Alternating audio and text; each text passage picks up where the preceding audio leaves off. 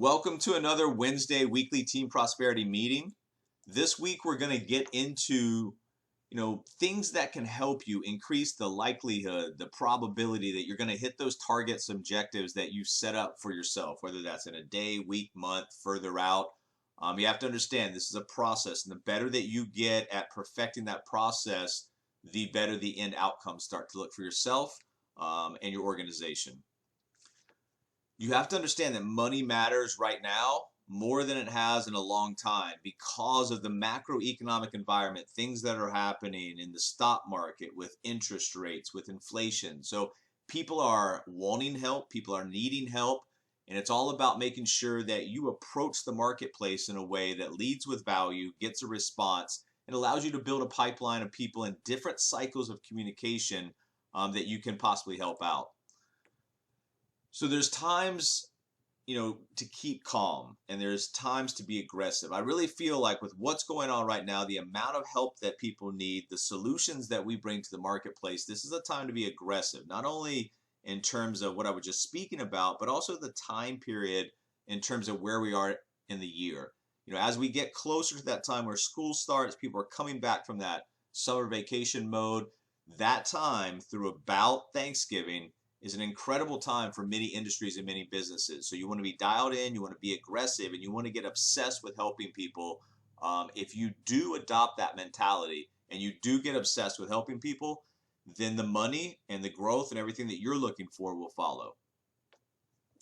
You've got to make sure that you understand that when you're out in the marketplace, if you're talking to potential partners or potential clients, or as you're building an agency, leadership is everything times 1,000.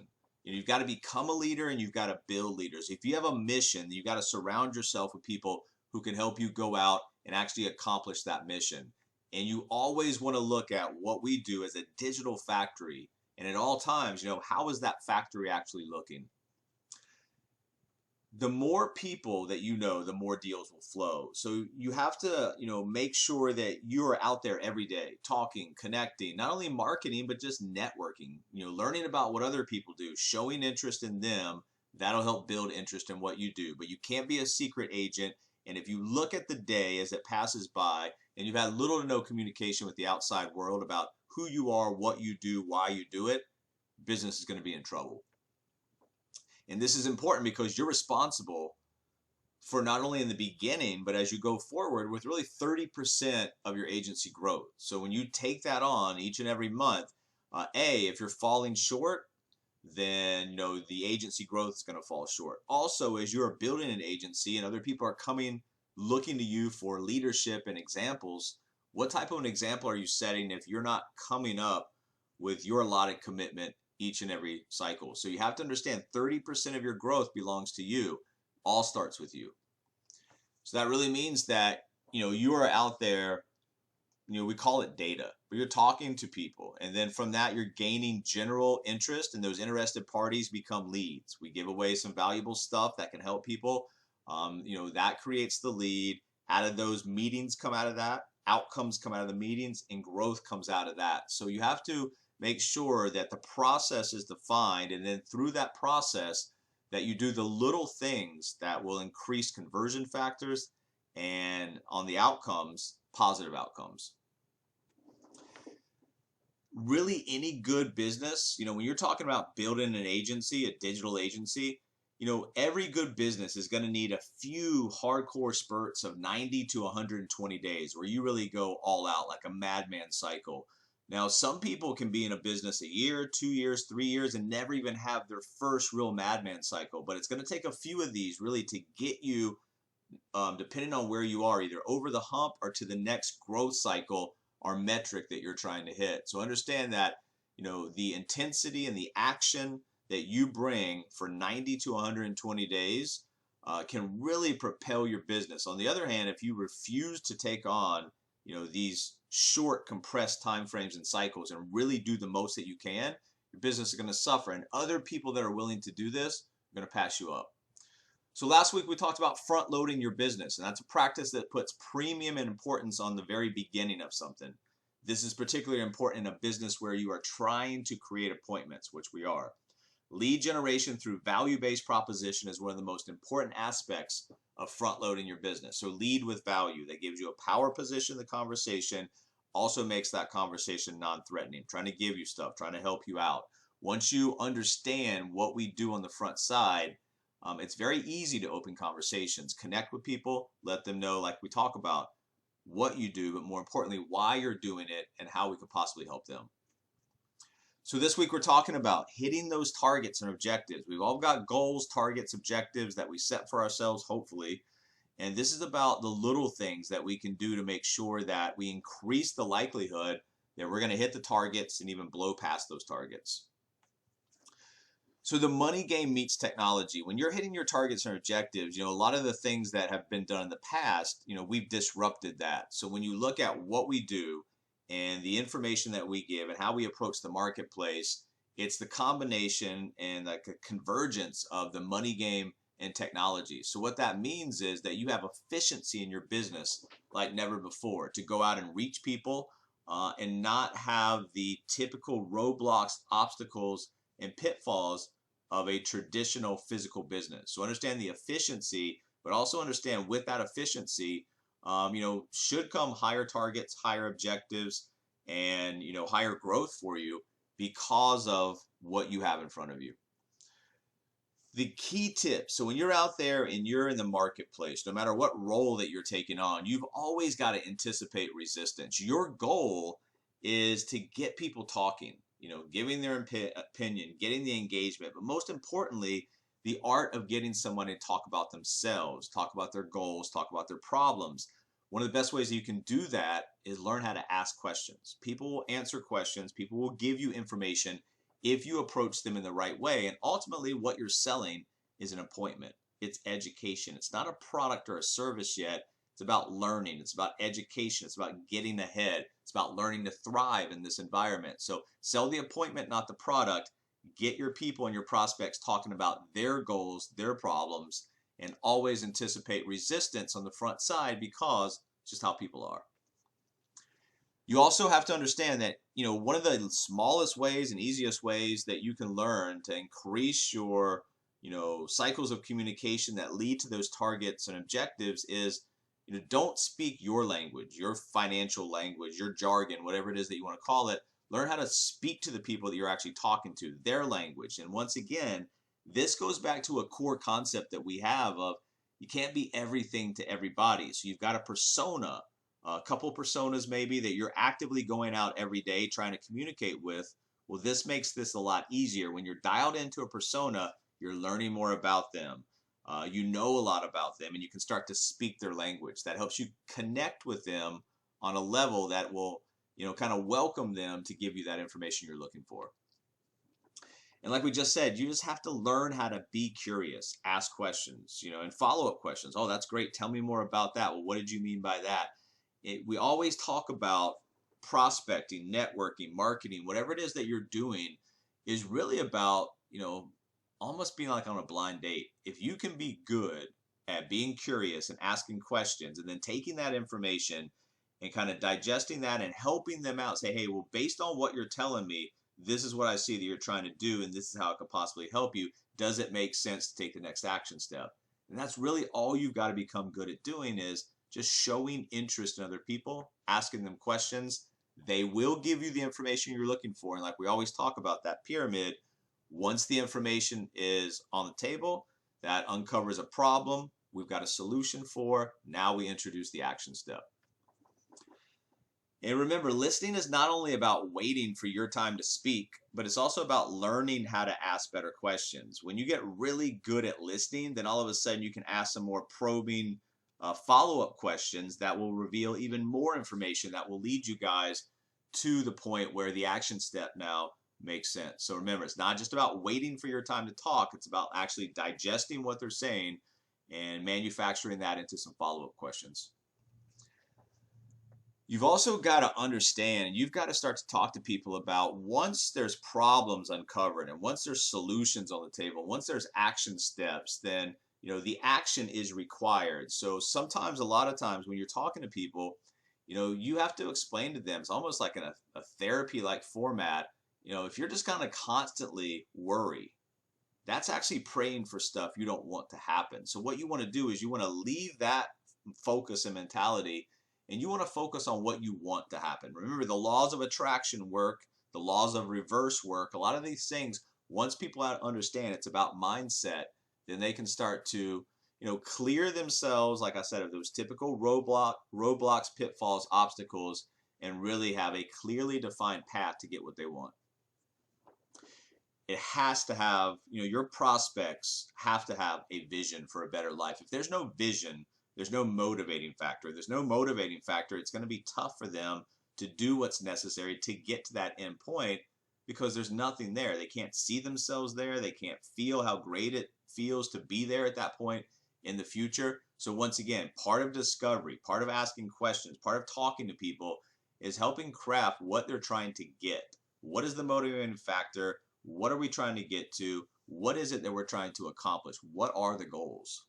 Because if this is what it looks like for somebody's goals and motivating factors, then there's nothing there. There's nothing to propel them to action, because there's nothing that they want. There's nothing that motivates them. So part of what we do, like I said, is uncovering where somebody wants to go, what they want to do, and then that way we can help them understand how to get there.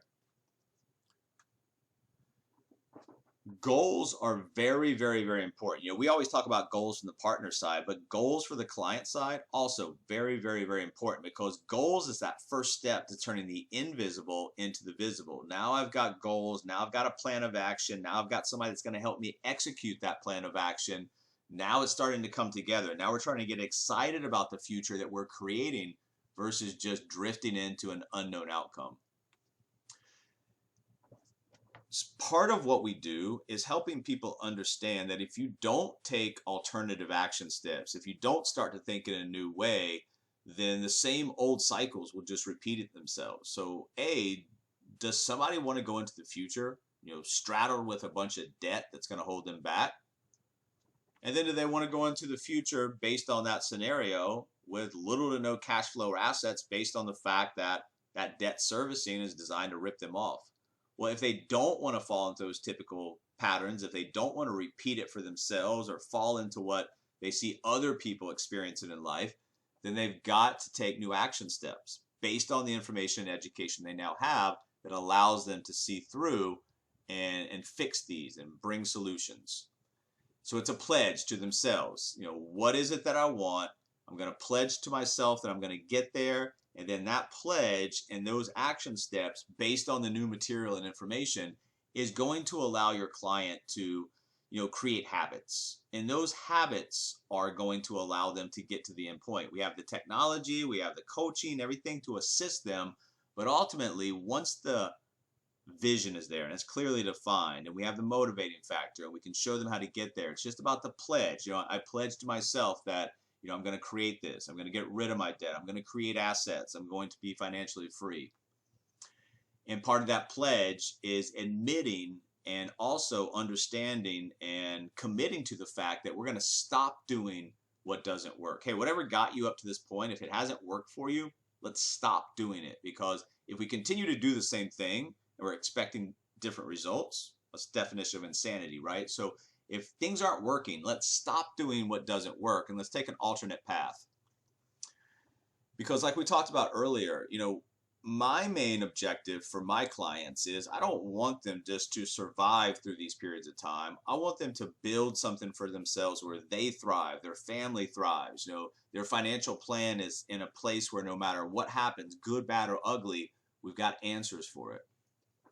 And that, like I said, when everything is put in place, you're going to have to ask at some point for them to act, take the action step, right? Action changes things. So at some point in the process, we have to demand action. If the other side's unwilling to take that action step, then we're going to have to cut them loose, because we're looking to help people that want to help themselves. Because if they're not willing to take the action step, then they're forever going to be, held back by the typical things that they've been doing and the typical things that people continue to do that just basically keeps them in like a little financial box. So are they always going to be, a slave to this debt and a slave to the rat race and, paying their bills? Well, there's a way that we can escape this, but like I said, it's going to take a plan of action and execution. Also on the backside of that, action also allows us to move to the other side, to asset accumulation, to cash flow assets, to understanding how money makes money. And we talked about this before. Financial independence and financial freedom, I think a lot of people don't even really have a concept or a grasp of what that means to them. Basically, it boils down to a simple mathematical equation. If the standard of living, whatever that is, we'll call it X, once that's met by income, passive income from assets, we remove the need for that JOB or that active income. Once we do, then we're in a place where we kind of call it financial freedom. That's the blueprint for success. The blueprint for success demands that we do a number of different things. Like we talked about last week or the week before, we will work with somebody, give them their time, educate them, solve the puzzle for free, give them the answer. It's up to them to take the action step. And like we talk about, at some point in the cycle, action is demanded. You're going to be asking for the action. And if they're unwilling to go from that point, we have to cut them loose. Because we're connecting the dots to an endpoint. And that requires that the other side, if you're going to hit your targets and objectives, your clients are going to hit their targets and objectives, we've got to connect the dots. We've got to show them the most efficient way to get them there with the least change, right? We're not talking about changing the standard of living, telling them they can't do A, B, or C. We're just asking them to learn how money works. Once you connect the dots, whether that be the education, with the back-end technology, or whatever it is that you're working with your clients, once you connect those dots in a clear, concise way that makes sense to them, the action step is demanded. We're laying out a financial path to get people where they want. But along the way, they have to realize that, it's going to take commitment. We're showing them this is how you do it. This is what you want. This is how you do it. This is how you get there. This is what will be demanded of you. This is how we fit in. Does all this make sense? There's got to be a commitment. Remember, you can't want something more than the other side wants it for themselves. And like we said, at some point, when everything's been laid out and you've solved the puzzle and you've given them the solution, what are you going to do? Are you going to go back to the same thing that you were doing? Or are we going to take a new road? Remember, it's a fork in the road. The old way, the new way. The new way's got a lot of opportunity. The old way's got a lot of roadblocks. You also have to walk through and help people understand, what would make somebody not be successful working with you? Well, there's, several things that could possibly happen, but what gets in the way of client success? It's a lot of the same things that get in the way of our success. It's a lack of clarity, lack of motivation, wrong associations, bad habits, and self-doubt. So remember, the technology with the education combined with our coaching and unlimited support, it helps walk through this, because sometimes people mentally, they're almost tricking themselves and telling themselves things aren't going to work out or whatever it might be. And you've got to come in there as a coach and help them walk them through that period of time, because once they get through a couple of those, then really what starts to happen is they start to have not these associations that are bad, but positive. And they're starting to go out there and they're starting to put more effort into, time, energy, resources invested into their personal finance, learning how to get ahead, learning how to thrive. So we need to learn like a step-by-step process. If you want to hit targets and objectives, it's not from like indirect, random activity and conversations. It's a step-by-step process.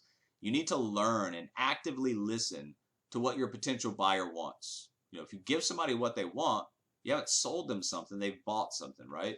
You need to ask clarifying questions about what you heard to make sure that, you're understanding what they're trying to tell you. If they're saying one thing and you're perceiving it another way, then it's no good. So ask clarifying questions. Continue to educate the prospect on what he or she needs. Remember, education is the key to buying decisions. Don't oversell or just try to close a deal. Try to create a relationship, ongoing relationship, and help them understand, hey, I'm trying to create an ongoing relationship to help you meet and smash your goals. Have a mutual conversation about if and how you can help them. And that's framing the conversation. We talked about this before. When you're out there speaking to somebody, frame the conversation. What's happening now? It's a lot easier for people to either fall in line or tell you, explain to you why they can't. And then clarify again if you understand them correctly. So once you understand what the client's saying and you are answering that in a clear, concise, articulate way, once again, it's just about a process of breaking it down and making sure all of their concerns are addressed, questions are answered, and any clarifications have been made. The other stuff that you want to avoid, if you're trying to hit targets and objectives and you're trying to increase the flow and the cycle and everything in between the converting points, you need to leave out the unnecessary, we'll call it too much information. And that's answering unasked questions. So if your client or your prospect asks a question and you ramble on past that about other stuff, very confusing. Pitching unwanted features or benefits. If it doesn't relate to them, why are we talking about it? Misaligning your solution to their pains or use case. Remember, this is about discovering what your client wants. If you skip the discovery process and just try to shove your product or service where you think it should go, it's really not doing what you need to do to increase, the probability and the likelihood that you are converting people into healthy and happy customers. And then saying anything that creates unnecessary risk in the prospect's mind. Once again, somebody asks you a question, answer it and move on. Don't keep rambling on about other, unnecessary information. And then also when you are at a stage in the communication, you are sometimes handling objectives, and then sometimes you're in a negotiation process. Understand the value and the points of both of those.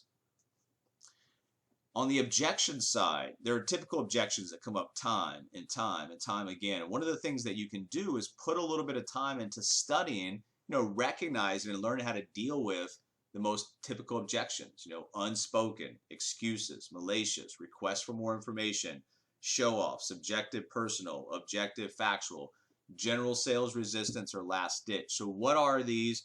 Why do people bring them up? Why are they typical? And how to deal with them? Well, in our closed Facebook group, we actually have a Brian Tracy video that goes through all 9 of these. What are they? Like we talked about, why are they typical and how to deal with them. It's a great video. I don't think it's too long. Once again, if you get into the habit of continually learning about how to be a better marketer, manager, educator, salesperson, whatever it is that you're trying to improve on, you will. If you put effort into something, you will get better at it.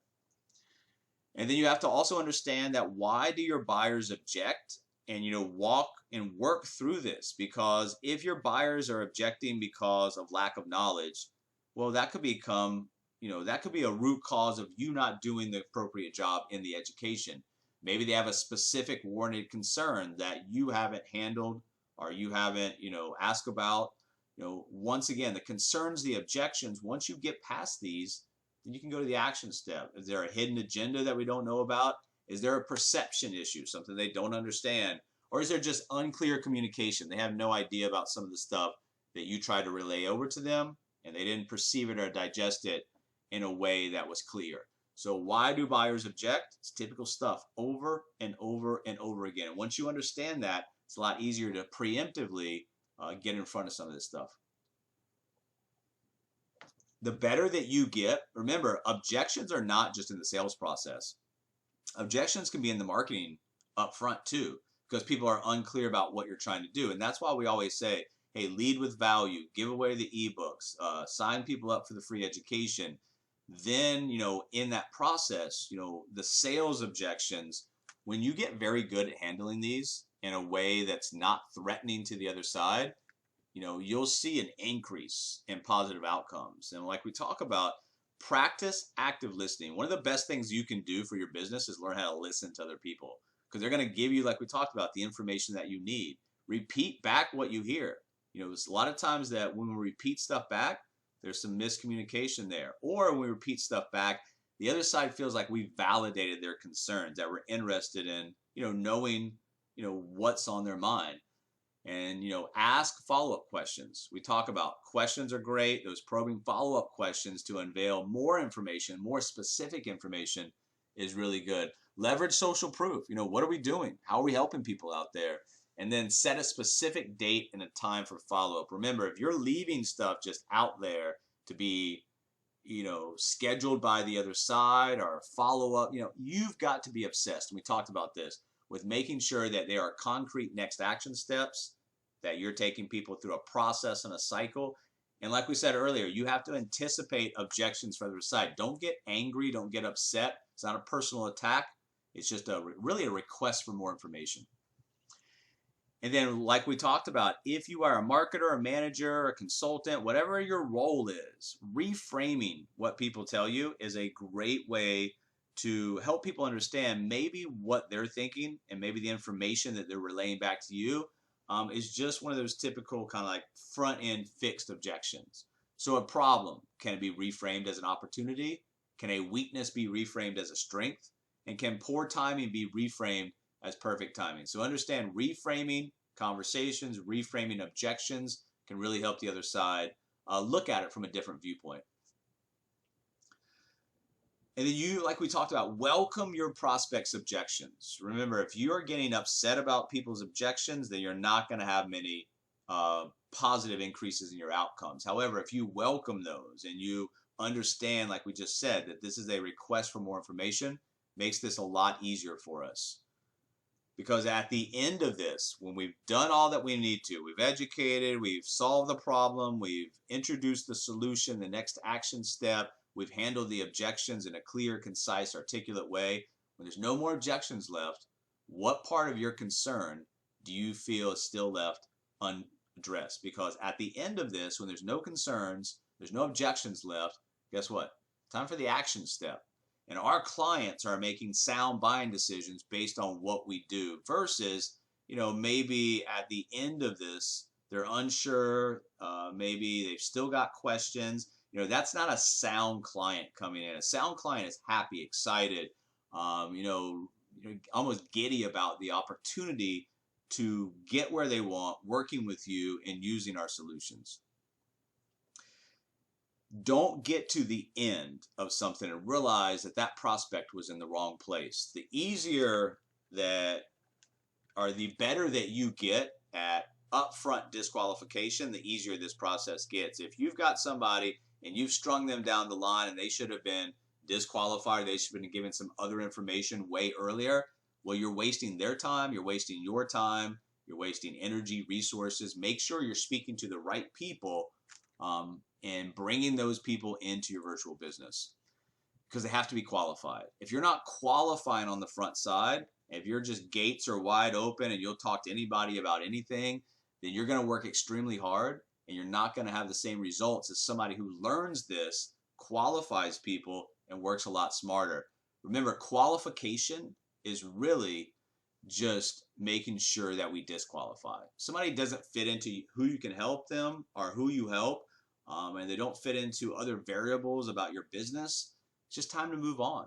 If you can point them in another direction that might be better for them, great, but obviously don't waste your time on people that you can't help. It's time to move on. So the disqualification process leads to the qualification process.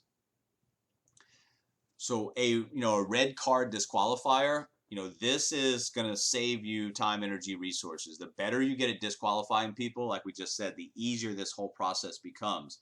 So some of the things that you want to look out for, like, is there a budgetary issue? Is the prospect actually capable of buying what I'm selling or the solution that I'm offering? If they're not, well, guess what? Like we just talked about, you're wasting their time and your time. Authority. Does your contact have adequate authority to sign off on a purchase? So is the spouse not there? Do they make most of the decisions? Whatever it might be, making sure that you're talking to somebody who can make that decision to purchase.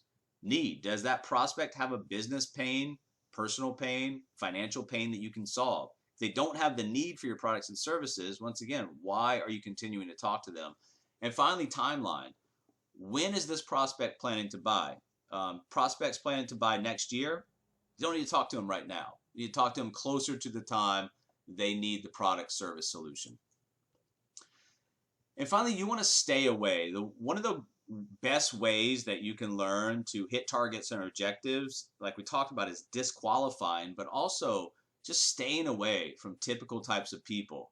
The shopper that never makes a decision, the snail, the person that just moves at such a slow pace, nothing will ever happen. The hide and seeker, you send them communication, they never open it, answer it, except for randomly every 3-6 months. The stacked deck, no matter what you say, they're not going to pull the trigger. They've already made their decision. and the criminal, somebody looking to either team up with you or use a product, solution, service that we have for criminal purposes. You want to stay away from these people. And once you start to classify, sort, and organize people, if they fall into one of these categories, stay away, get rid, disqualify, and that way you're spending your time with people that are qualified. There's a lot that can be done right now. And if you are a mission-based person in financial services, if you understand the time and the place that we're at and what we can do for people and help them and the amount of help that people need, who says you can't go out and help people, create, a dynamic lifestyle where they thrive in this environment? Who says that you can't build a thriving financial services agency coast to coast nationwide, helping out X amount of people per day, per week, per month? All this is possible, but you have to understand that you have to buy into our mission, and then you have to do the necessary things along the way to improve yourself. Self-improvement, continuing to learn, continuing to implement and review our numbers, our data to get better at what we do. So that's all we have for this week. We're going to continue throughout the rest of the summer to prep you guys over the next few weeks to get ready for that all-important 12-week run. We do have a 12-week year starting up around that time. We have 1 or 2 spots still remaining. If you're interested, let me know. And if you need anything, let us know. If you're actively working on your business, we will actively work with you to help you.